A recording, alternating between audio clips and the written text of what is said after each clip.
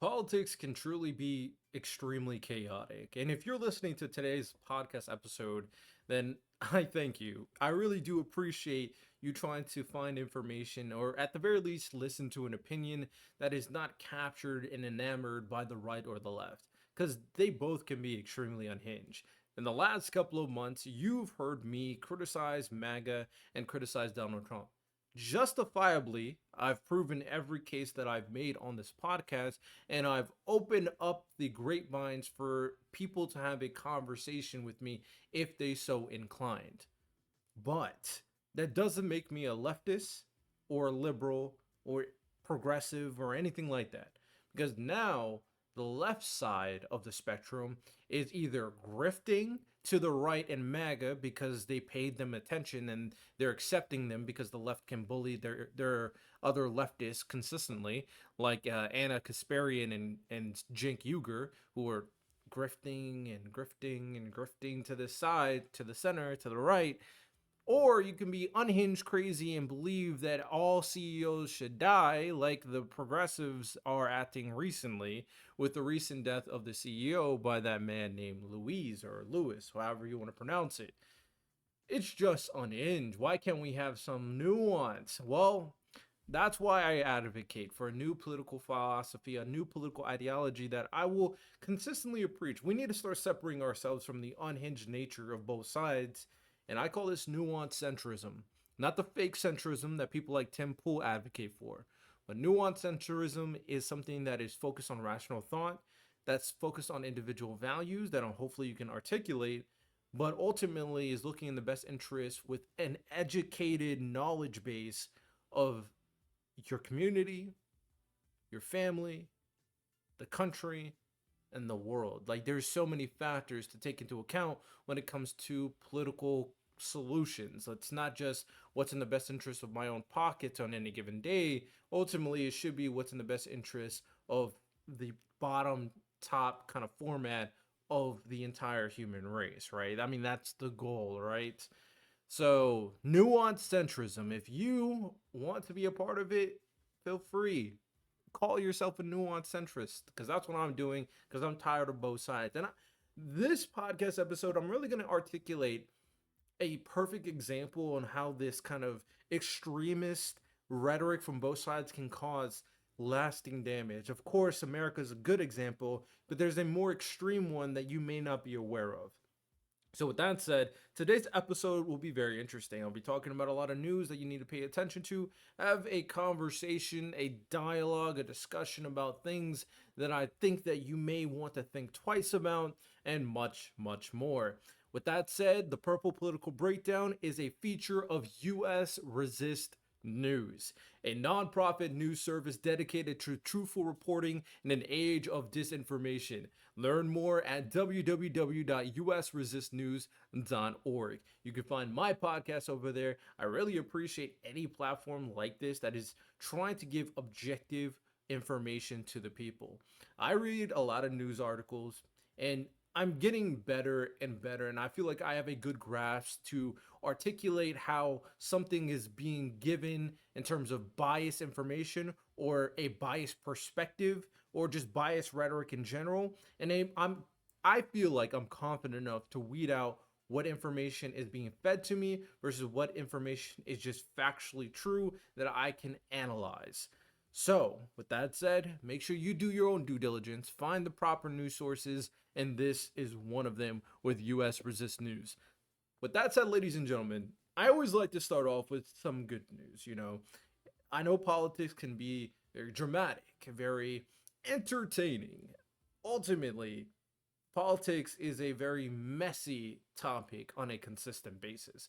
But there is good things that you should know that humanity is doing that nobody wants to talk about because it doesn't hit the news cycles as often. With that said, AI. Now I've criticized AI a lot because it deserves to get criticized when it goes too far. And I actually have a bit of news a little bit later talking about how AI is kind of tripping again. But with that said, Google's DeepMind unveiled its new AI model, GenCast, which outperforms a traditional weather forecasting system in accuracy and speed. GenCast provides more accurate predictions for wind, temperature, and precipitation, and produces forecasts up to 15 days ahead in just 8 minutes, making it a game changer for the industry. Hey, if we can predict the weather, if we can do a proper analysis and a better prediction on different kind of weather patterns, it will allow us to be more prepared to deal with sudden shifts that can affect the just ecology, the environment, and even going a further kind of a more extreme example, predicting natural disasters so we can make sure that people are in the most safe environment as possible. If we can keep on improving that, that will be huge for just people in general. I'm sure we can all understand that. So shout out Google for doing that and creating this new AI model.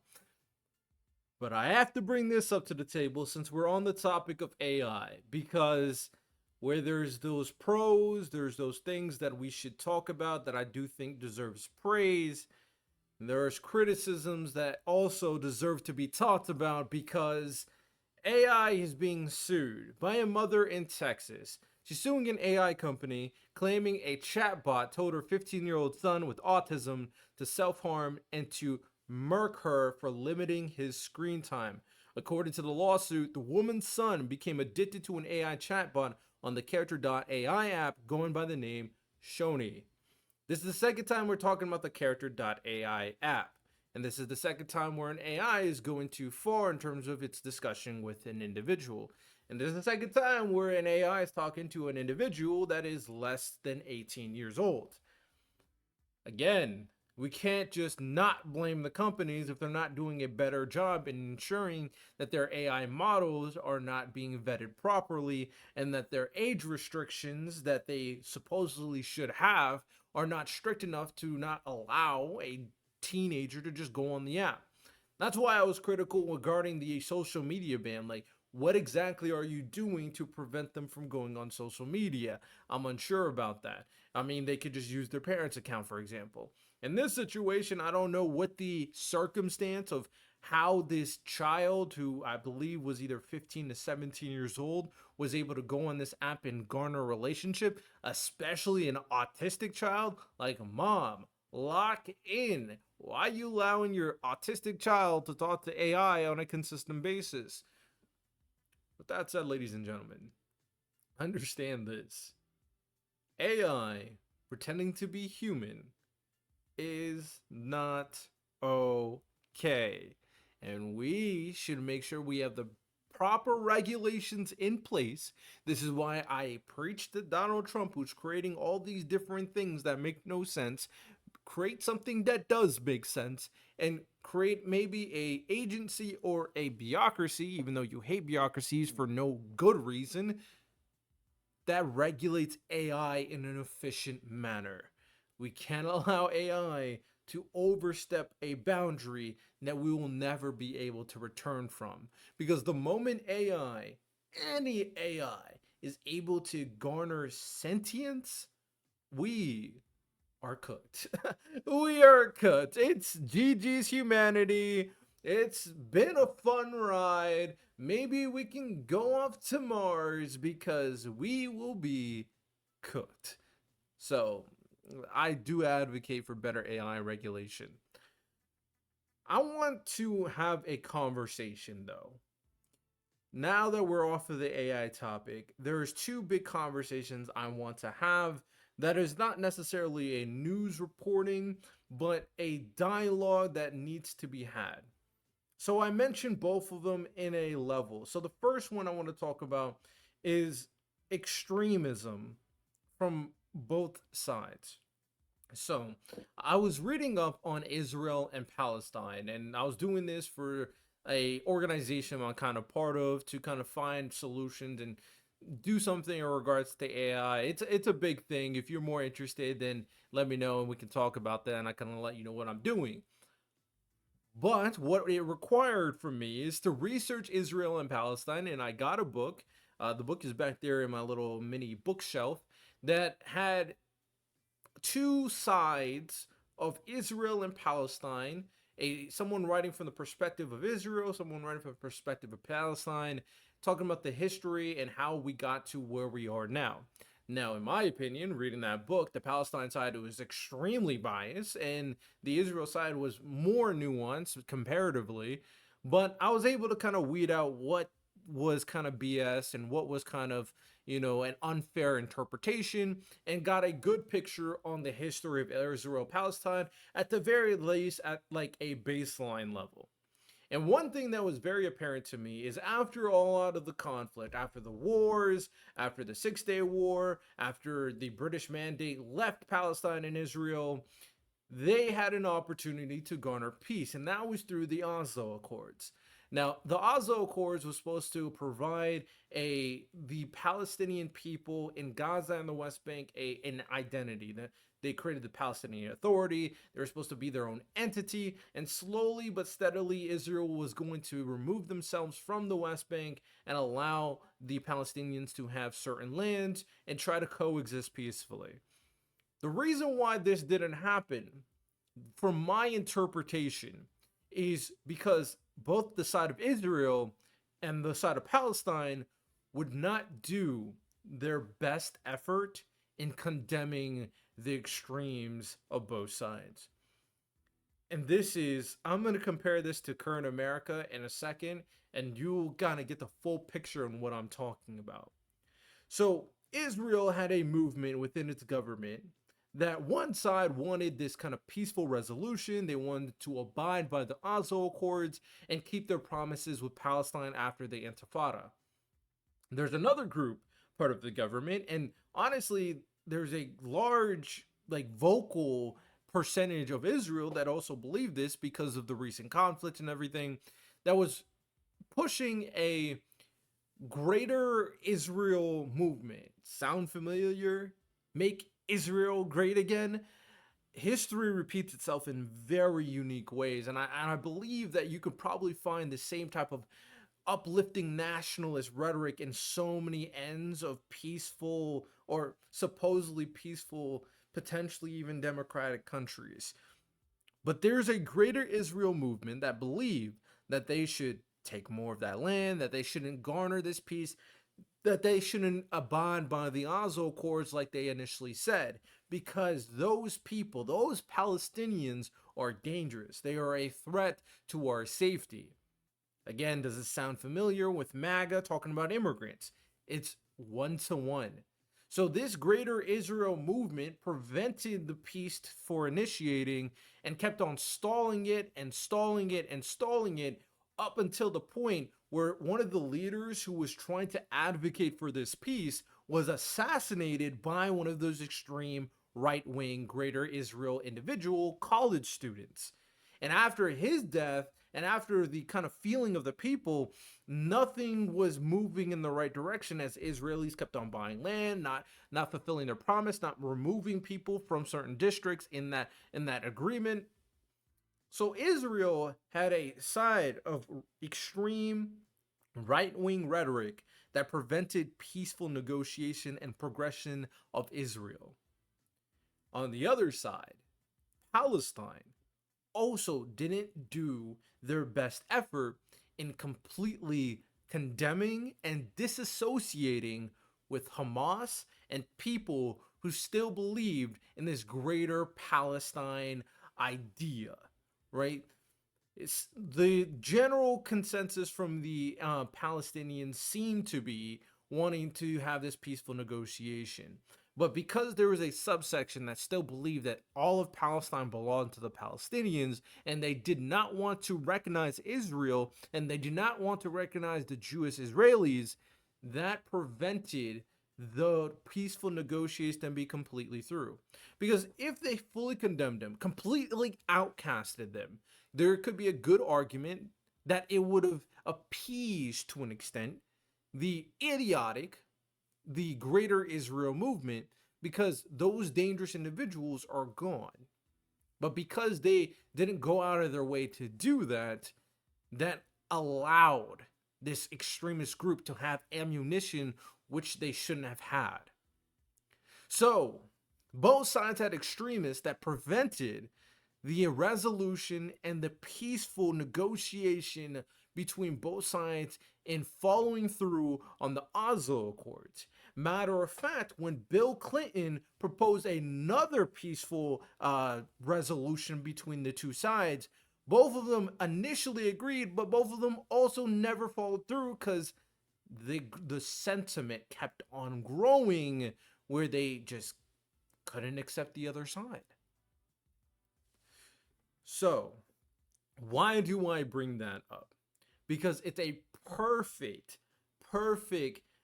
uh dichotomy, duality. No, duality is the wrong terminology. It's just a perfect comparison towards current America. Now, not as extreme, but you have MAGA becoming who they are. And then you have the Democratic side allowing the progressives and the extreme leftists this basically deciding the image of the left and the Democrats. Right now, the perception of Democrats, if you ask a general person, seems to be one who wants the trans kids, who are an advocate for LGBTQ gay rights, who is an advocate for trans women using, women's sports and using the bathrooms, who's an advocate for assassinating CEOs, all that stuff. Because both sides refused to condemn the extremism, both sides allow the extremism to completely depict who the Republicans and Democrats are, to the point where the Republicans are now embracing the extremism of MAGA. And at some point, because of a lot of these leftists turning their back on Joe Biden and like the center left Democrats, with people like Bernie Sanders, people like Cenk and Anna Kasparian, people like AOC, a lot of people are turning their backs on the Democratic Party and aligning with more an extreme left populist rhetoric. Ultimately, what will this kind of allude to? What will be the conclusion? Well, let's just say it's not working for basically any example of this at any point in human history. So that's why I advocate for nuanced centrism, condemning both sides because they are not going to come up with a solution. Both sides are acting ridiculous and childish. We have things to criticize, but neither of them want to aim their gun at the right places. Both have foolish rhetoric in terms of political progression and a better society. It's crazy, don't you think? How history repeats itself? Do we want to have the end of the American empire? Personally, I live in America. I don't want that. So that's a conversation. I think that is something very important to note, that ultimately the extremes of the Democrats and the extremes of the Republicans have clouded the entire party of both sides. We need to condemn them both and create a new political philosophy and ideology that is truly in the best interest of Americans as a whole and truly in the best interest of the people and the government and humanity, and that is nuanced centrism. We are not following the ideologies of the radical left or the radical right, but we're following the idea that we can create a better country with more educated and nuanced thought. That is what I advocate for. That is what I will continue to preach, and that is what I will condemn on a consistent basis when you act ridiculous on both sides. I'm sorry. I'm not going to choose one because both of you are unhinged. And I've already criticized MAGA, and I'll continuously criticize MAGA because they are stupid. But this time, it's time to criticize the crazy progressive left. You know what I find interesting? The duality between the actions and the reactions of the death of the United Healthcare CEO and George Floyd. Now, both individuals, very different. But one thing we do know is that the guy from the United Healthcare CEO was technically not a criminal, but you could, for every intensive purposes, criticized his practices as a businessman. I'm fine with that. George Floyd, he was a criminal. He was doing a crime when he got taken out. but he's martyred as a hero. Both individuals did not deserve to have their life taken away. Both individuals had individuals, a cop going too far and trying to restrain him, and then a guy intentionally going to assassinate someone. But one is looked at as like the next Batman, the next Deadpool, a hero. People are imploring, praising this man. But that one cop who was being way too aggressive and trying to restrain George Floyd, he's a scum of the earth, well, the worst human being of all time. He should hang himself. Seeing the duality of George Floyd and this United Healthcare CEO is mind blowing to me. It really is. It just makes me think that the people of America are going to be the cause of their own destruction. MAGA being absolute idiots who are following a man who does nothing and knows nothing about politics. And then the left being unhinged who wants the destruction of America because they think America is this corrupt place. I really don't even understand where this kind of fantasy utopia that the left has been conjuring up in their minds exists. I mean, based off their perception on governments and things such as that, I would assume they think every single government and every single institution and every single part of society has always been corrupt. And I think what you can say is there's always been problems because humans are humans. I mean, they do bad things, they do good things, they're infallible. The point of an American democracy and the point of our American government is to have enough checks and balances to ensure that the worst people don't get in power.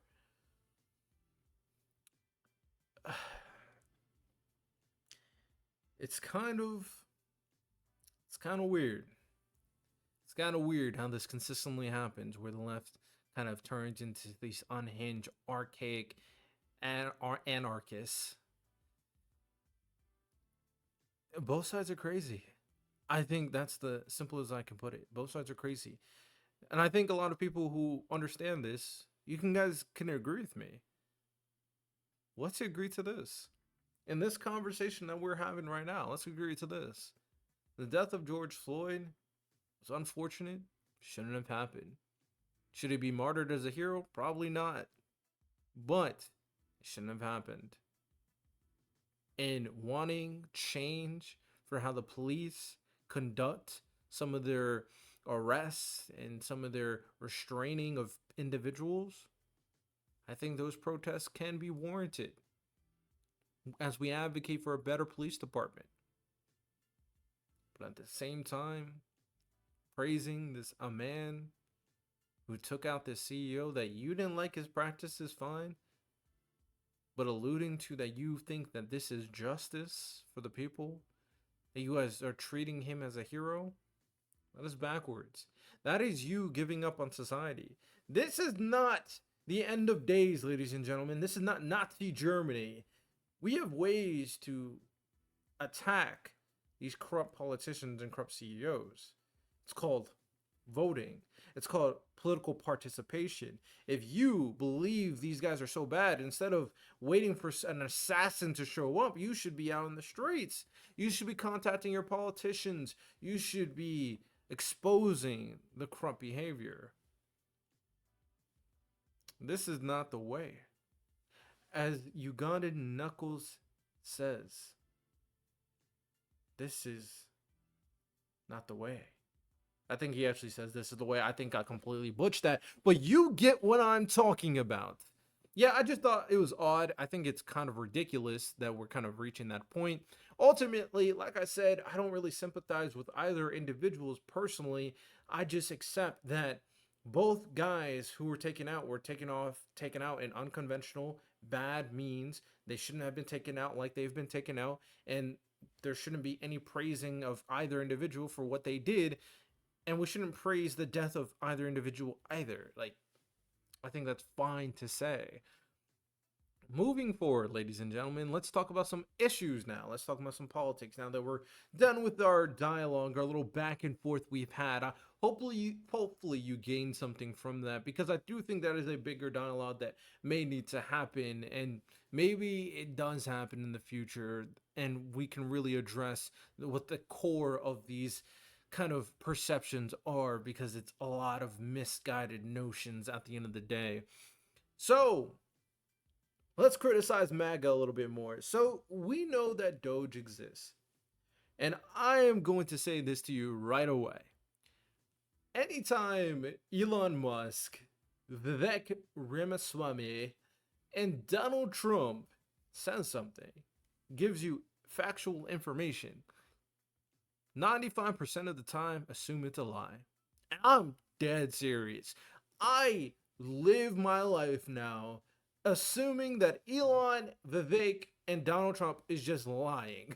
Because every time I fact check these MFers, they're lying. Another example. So Vivek and Elon tried to make it a big hoopla about how only 6% of federal employees work remotely. We're going to change that. Come to find out, not only was this number used incorrectly, not only was this number misguided, but also the sample size of the survey that took this from is also extremely small. And when you take in the full picture of everything, no, that's just not true. So, what is the truth? So, from what I gathered from the Federal News Network, that you guys can go look up yourself, they got the survey, a non scientific survey from this, where got about 6,400 responses from federal employees who said that 6% of the people work entirely in person. So 6% works entirely in person. Okay, understandable. About 30% said they work entirely remotely. 64% were working the hybrid schedule. So people were working in the office, but it was a hybrid schedule, but they only focused on that 6% that was completely there. But remember what I said initially. This was a non-scientific survey of only 6,400 responses, when a bigger database of around 2,200,000 individuals who works for the federal government gave their kind of response, or at the very least gave data on what do they do in terms of their working schedule, remote, hybrid, or in person. That number changes. It number changes to about 54% of personnel work completely on site. 54, not 6, 54. That's not counting hybrid scheduling. That's not counting remote scheduling. 54 completely work on site after a 2 million person sample size. So always assume, ladies and gentlemen, listen to me here. When you hear information from Elon, Vivek, and Donald Trump, 95% of the time, they are lying to you. It is very easy to debunk what they say. 95% of the time, they're using numbers incorrectly and trying to misguide you. When it comes to the number they gave for the 6% of people working on site for federal government employees, that is a lie. That sample size was taken from a non-scientific survey of only 6,000 federal employees. When you go into that data, about 64% of those people work a hybrid schedule. But when you take even a larger step back, if you do a 2 million person sample size, you find out that 54% actually work on site. Not 6,000, 2 million. So assume that the Doge is really a meme like it should be treated. It shouldn't be treated as anything credible. I'm not gonna lie, because they have yet to say anything that is credible to me. Now, with that said, ladies and gentlemen, my favorite phrase, with that said, because there's always nuance, there's always a added portion of the conversation. I do believe that it's fair to say that the budget and the way funds are utilized can be more efficient. I feel like you can always say that because sometimes money is used inappropriately. However, don't assume that Vivek and Elon are the ones to do it. Because I guarantee you this. If I went into deep dives to how much money is being used in unfruitful and wasteful spending for Elon's company, I'll be able to find a good chunk that's not being used correctly. I bet I'll be able to do the same thing for Vivek. Are we honestly saying that 100% of the funding in any government and any company is 100% used as efficiently as possible? Of course not.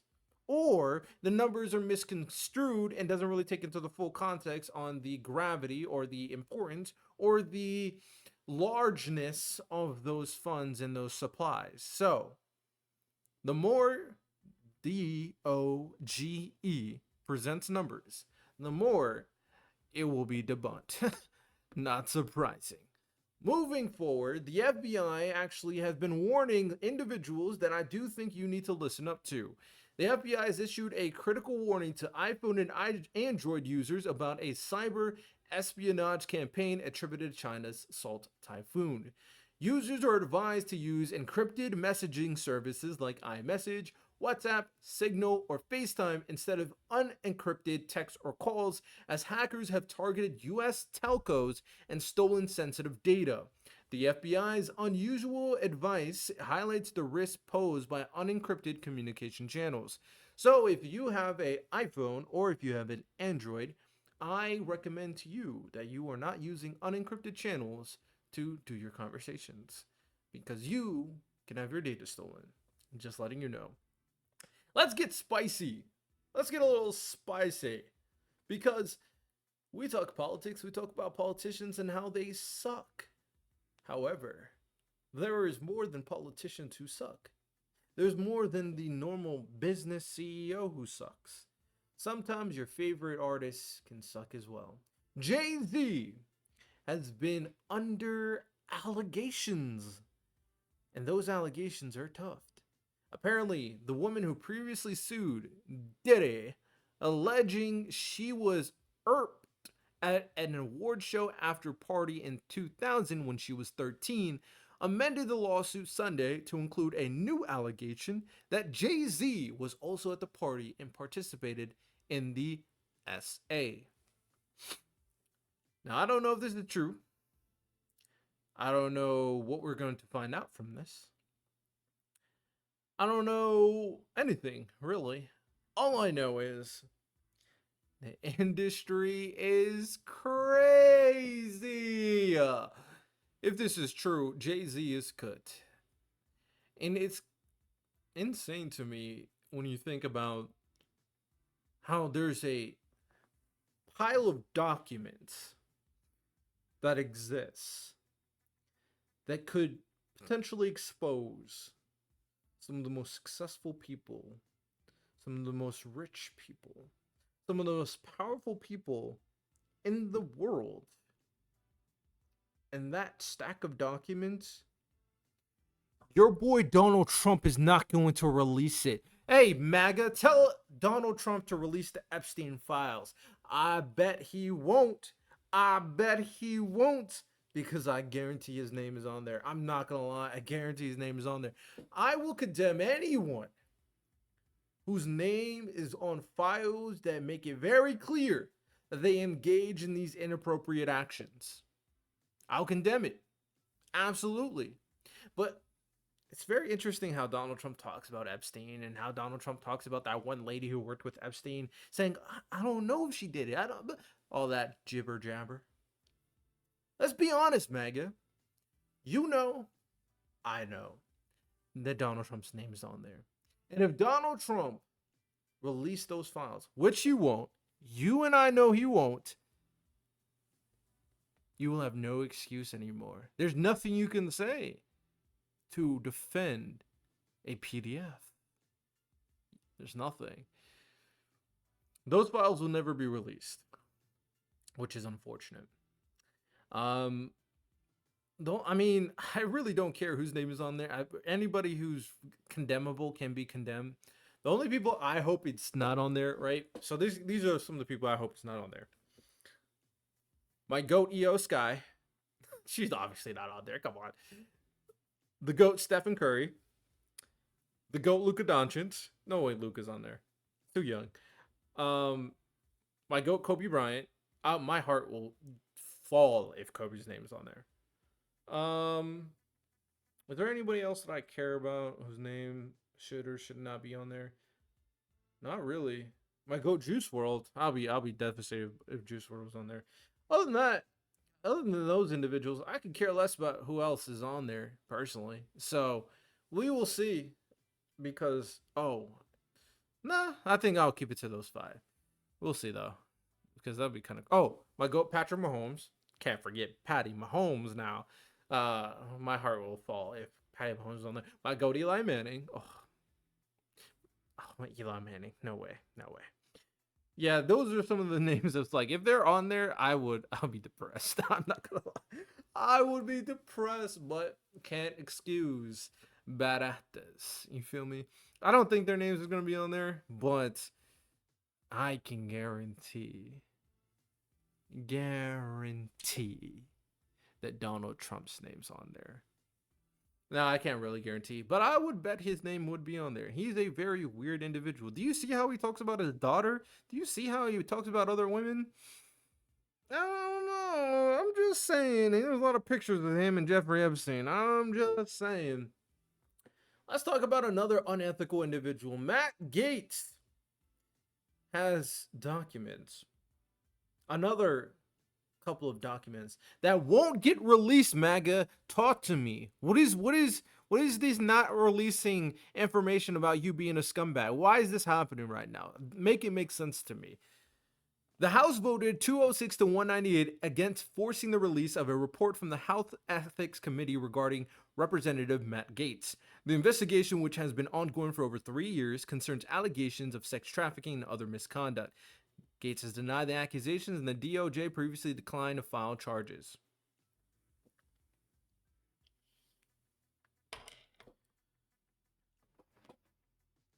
So you're telling me that not only will Donald Trump and MAGA not release the Epstein files that a lot of those people are probably on, but you also won't release Matt Gaetz's files of him being an alleged sex trafficker and doing some crazy things with underage women.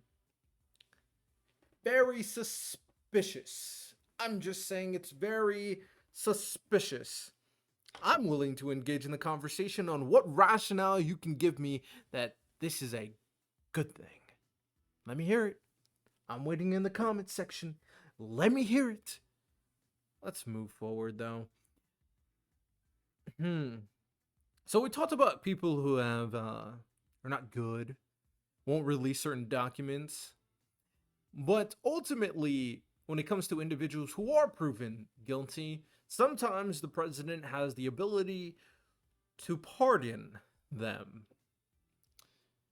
Now, I forgot to talk about it in the last podcast episode, but Joe Biden has pardoned his son, Hunter Biden. And I've heard the arguments regarding him doing this. A lot of the arguments have said that Joe Biden doing this is an abuse of power. Joe Biden should be condemned for lying, saying that he wasn't going to do this and ends up doing it. Here is the arguments that I heard, then I'll tell you my opinion. That Joe Biden pardoning his son was a good thing because ultimately what he did not deserve the amount of pressure, investigations, and constantly the charges that will be put on his name in the next 4 years under the Donald Trump administration. Knowing that his crime didn't fit the amount of pressure he was going to be put on under, and his life is basically going to be attacked year after year after year after year from the Donald Trump administration, he saved his son from that kind of circumstance. He pardoned his son. He saved his son. Good dad, and ultimately, arguably, okay, based off like the potential harm that could be overstated. The other side of the aisle, the argument is Joe Biden lied, saying he won't do this. This is an abuse of power, and this pretty much goes full-blown allowing Donald Trump to do as he please. Now, the argument to that is Donald Trump was going to do as he pleased anyway, and MAGA wasn't going to push back regardless. Very interesting argument. Here's my opinion. Joe Biden shouldn't have lied. I hate liars. Joe Biden went back on his word, saying that he wasn't going to pardon his son. His son put himself in this position. His son put himself in this situation. I don't feel bad. I don't care. You shouldn't have pardoned him. I am going to be very clear on that. You shouldn't have pardoned him. I get being a good dad, but hey, Hunter Biden, he's a grown-ass man. He has to deal with what he's done. Now, could Donald Trump's administration go too far? Of course. But in life of being the son of Joe Biden, I guess. I mean, you got some privileges. No, privileges is going to bite you in the butt sometimes. It's kind of tough. So I'm not okay with the pardon. But I do understand the argument. And I do think the argument has some validity. And I also understand that even if Joe Biden never pardoned Hunter Biden, Donald Trump was going to pardon people anyway. Actually, he made it very clear he was going to pardon January 6ers. He was going to do this regardless. And MAGA was going to make excuses for him. So ultimately, it doesn't mean much. But I do like integrity, personally. I do. I like integrity. Joe Biden has also noted that he's potentially going to pardon Fauci and Cheney. And at this point, since you already pardoned Hunter Biden, I would pardon them too, because they're going to go under investigations that is unwarranted. So it is what it is at this point. It is what it is.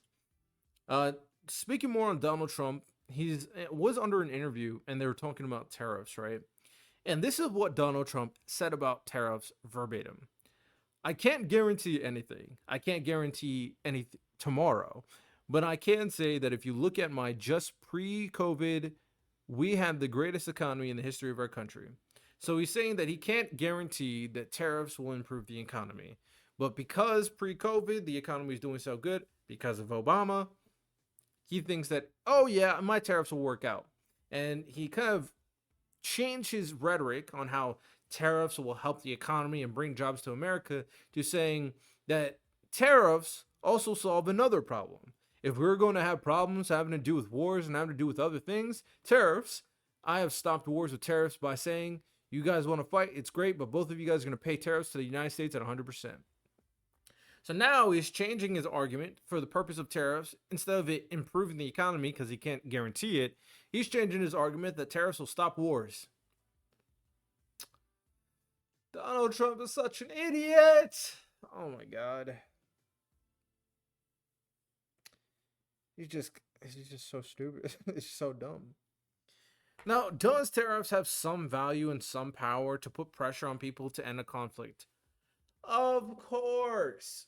Putting 100% tariff on them doesn't make sense. But man, I know Mac is going to eat that up. But I wanted to put that on your table to let you know that tariffs, based on what Donald Trump said, is not guaranteed to fix the economy. In regards to his immigration plans, he said on some other stuff. He announced that plans to deport all individuals living illegally in the United States, starting with those who have committed crimes. He intends to end birthright citizenship, a move expected to face legal challenges. I mean, it's part of the Constitution.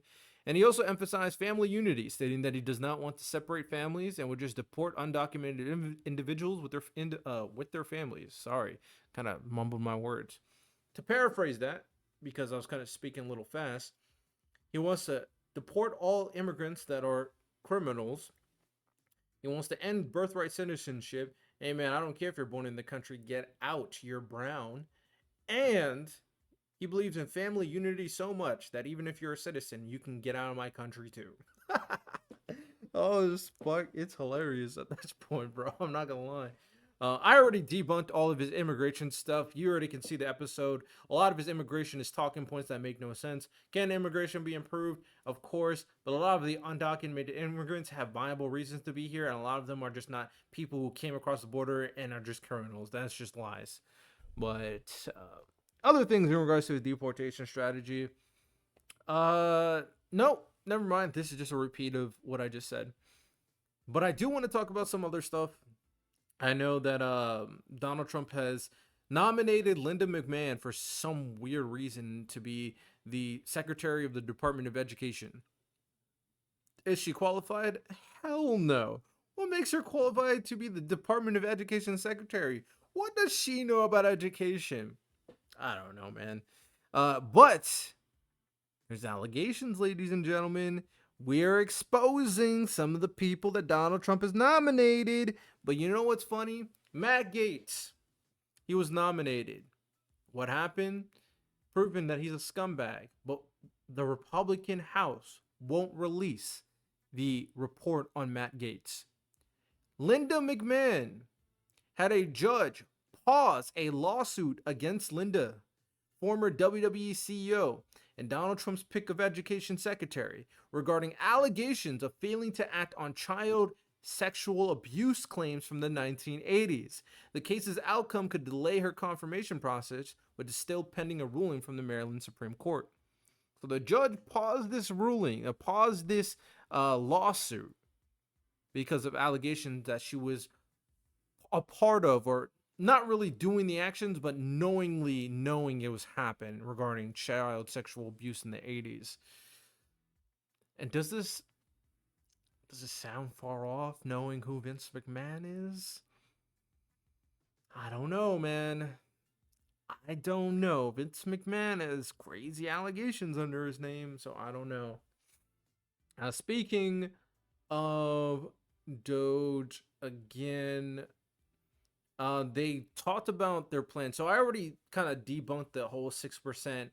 6% of federal employees are working on site, so that's just not true.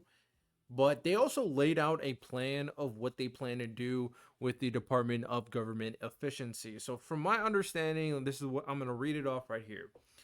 The first place of bipartisan agreement is the Department of Defense that they're going to work on. The Pentagon has failed several fiscal audits in a row and is unable to keep track of billions of dollars of equipment, so they're going to try to make that more efficient. Lawmakers also are fed up with defense contractors charging incredible sums of money for their services. This was said by Rep. Ro Khanna. Defense contractors are fleecing the American people. American taxpayers paying 1,000% more for a part supplied to sold to the Department of Defense than it was sold to a traditional different federal agency. So they want to make sure that these defense contractors are giving fair prices for equipment.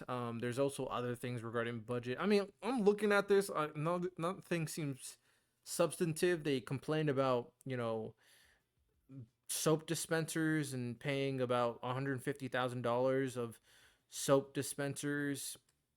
I don't know. I mean, if there's a lot of soap dispensers, like if there's, let's say a soap dispenser costs like, I don't know, $5 to install. Let's 5 to 10. Let's just say 5. I think 5 is probably too low. It's probably like 20 something. If you have like hundreds or like 10 or close to 100 or like 50 soap dispensers in a building, and you have like a lot of buildings, I mean, less soap, I guess. I mean, if you want to be less, I don't care. Honestly, it's soap. Ultimately, it depends. If there's enough soap, there's enough soap. I don't have a strong opinion. I don't care about talking about soap prices. I'm not gonna lie. Other things that they talked about is that Homeland Security. It's a great idea. It's too big. They want to cut funding on Homeland Security for some reason, and reduce red tape and improve services within departments. They just want to cut departments, cut bureaucracies, and make some changes to certain agencies. So nothing substantive. They're just a lot of talking points. A lot of saying, "Oh yeah, these are big. A lot of soap. We need to cut that money. Defensive contractors are paying too much." Nothing that has a lot of meat on its bones, but I at the very least want to share some of the things that they have been talking about. So let's transition over to some more international issues. So first things first, the India and BRICS. The External Affairs Minister S. Jaishankar spoke at the 22nd Doha Forum about India's strong ties with the first Trump administration. He highlighted the revival of the Quad framework and positive personal relationship between Prime Minister Modi and President-elect Trump, which was bolstered India-U.S. bilateral ties. He also addressed Trump's comments on BRICS nation and the US dollar, emphasizing India's stance against weakening the dollar and its position on BRICS currency, saying that they don't intend to do that. They don't want to weaken the US dollar. Is that are they telling the truth? Up in the air, but we'll see. Also, I'm sure you guys know, but Syrian President Bashar al-Assad resigned and fled to Russia. This was a huge moment for Syria in taking this guy down. I don't know a lot about him, but I know this was all over in terms of like changing Syria for the better. I think apparently he was just a very bad guy. You know what I'm saying? He was a very bad guy. The U.S. Department of Agriculture has tested a couple things regarding bird flu in U.S. milk beginning December 16th. The avian influenza H5N1 virus has spread to dairy cattle across 15 states, with nearly 60 human infections reported. So definitely do your due diligence, research your milk supply in whatever state you live in to see if that is a potential cause for bird flu, and so you don't get bird flu, right? I personally haven't really used milk recently, but I usually use almond milk, so I don't think this will apply to me because I use almond milk and not cow milk, but I'll pay attention to that. Another thing, of course, the appeals court upheld the TikTok ban, so it seems like TikTok will be banned in January 19th. It's unfortunate for a lot of people who made their living on TikTok, but make sure you are starting your transition from TikTok to YouTube or TikTok to Instagram or Meta or whatever. More with the Ukraine war and Trump's plan. So, the Ukrainian president Zelensky expressed openness to Western troops joining the fight against Russia and discussed ways to end the conflict with Trump. Trump stated that he has formulated strategy to end the ridiculous war, although we're not really clear how he plans to do that. Zelensky also noted that in his conversation with Donald Trump, and they're talking about ending this, one of the statements that stood out that I thought was hilarious is that Donald Trump was formulating a concept of how to end that ridiculous war. Formulating a concept. Where have we heard that from before? I have concepts of a plan. So it looks like Donald Trump doesn't really have a plan to end the Ukraine-Russia war. And if he did have a plan, it seems like his plan more than likely will be giving Ukraine territory to Russia. With that said, Russia feels very confident. They believe that they are very close to winning. One of the representatives, Russian Foreign Intelligence Services, Sergei Narshinkin, said the situation on the front is not in Kiev's favor. The strategic initiative in all areas belong to us. We are close to achieving our goals, while the armed forces of Ukraine are on the verge of collapse. He also added that for Russia, Ukrainian President Zelensky had lost legitimacy and the ability to negotiate. With the current conversations Zelensky had with Trump with no real plan, with Trump having a very positive relationship with Putin, and with Putin very much happy that Trump is in office, and with the intelligence service for an individual saying that they are confident in their win, it leans me to believe that the plan is to give part of Ukraine to Russia. It just is, and Ukraine can't join NATO. That is going to be very tough on Ukraine if that is the case. And if I'm Ukraine, I'll be very annoyed if that is the proposal I'm given. But we will see. Netanyahu, speaking of the Israeli conflict, is actually on trial. Prime Minister Benjamin Netanyahu is set to take the witness stand Tuesday for the first time in his trial on corruption allegations, a pivotal point in the drawn-out proceedings that comes as he wages war in Gaza. He's on accusations of fraud, breach of trust, and accepting bribes in 3 separate matters. Now, of course, he denies this, but this trial will take the next several weeks. This is kind of a very interesting moment. Of course, Netanyahu is getting like warrants from the ICC, him and a Hamas leader. but going on trial within his own country of potential corruption is a huge step.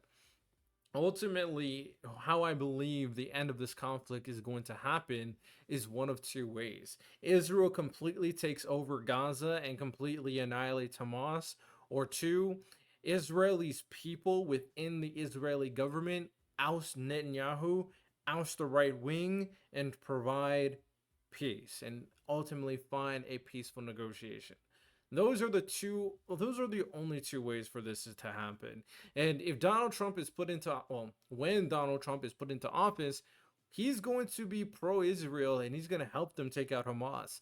So it's now or never to make a move on Netanyahu and his right-wing government, because those people are going to be very much aligned with what Donald Trump wants to do. The last thing that I wanted to discuss, well, how much do I want to discuss about it? I'm gonna let it go for now. I don't think it. All right, let me throw this out on the table. So, the election had a lot of very interesting results. Ultimately, it seems like 1.4% margin is the difference regarding the popular vote at the very least. So there wasn't a huge record-breaking difference between Kamala Harris and Donald Trump. However, one of the section of people who were voting were the people who were like Muslim, Arab, and a lot of those people were voting for Donald Trump. Come to find out that by voting for Donald Trump is very much pro-Israel, like we've been saying. And the people who voted for Donald Trump and the people who didn't vote for Kamala Harris shouldn't be surprised that Donald Trump was picking a lot of people in his cabinet that are extremely pro-Israel. So a lot of them are upset, a lot of them are appalled, and I don't feel sorry. I told you not to do that. I told you he was pro-Israel. Y'all did not listen. So I don't feel bad for you guys, because you guys think with do you think with this? You don't even think with this. You don't even think with this. I don't know what you think with. So I just want to point out there, stupid people get what they deserve. It is what it is. Ultimately, I do appreciate everybody who's listening to the podcast. I'm not trying to hate on you guys who are leftists or MAGA. I understand why you guys think what you think. I just would appreciate if you guys think a little second time or a third time about the things that you are doing or the things that you are advocating for. At the very least, what I will provide you on my platform that other platforms don't is a place of open dialogue. I'm not here, unless you attack me, then I'm going to put you to the ground, but I'm not here to kind of prove that you're stupid on my platform. Anybody who comes on my platform, we have a genuine conversation, genuine dialogue, and I'll put out the things that I disagree with. But we should be able to come to a common understanding. And that is what I always try to preach. Because here, we believe in nuanced centrism. Hop on the wagon and ride the train down to a more peaceful society. Appreciate everybody who listened to today's podcast episode. If you guys are listening and you guys are on Spotify or Apple Podcasts, rate the podcast 5 stars so we continue to rise on the podcast ranks. We are going to continue to do what we got to do here. I got some plans, of course. Some things are in the way for me to kind of go forward with some of those plans, but we still will put out the content and have good conversations. So with that said, ladies and gentlemen, I appreciate your time. Appreciate you listening. You guys have a good one. Take care and peace.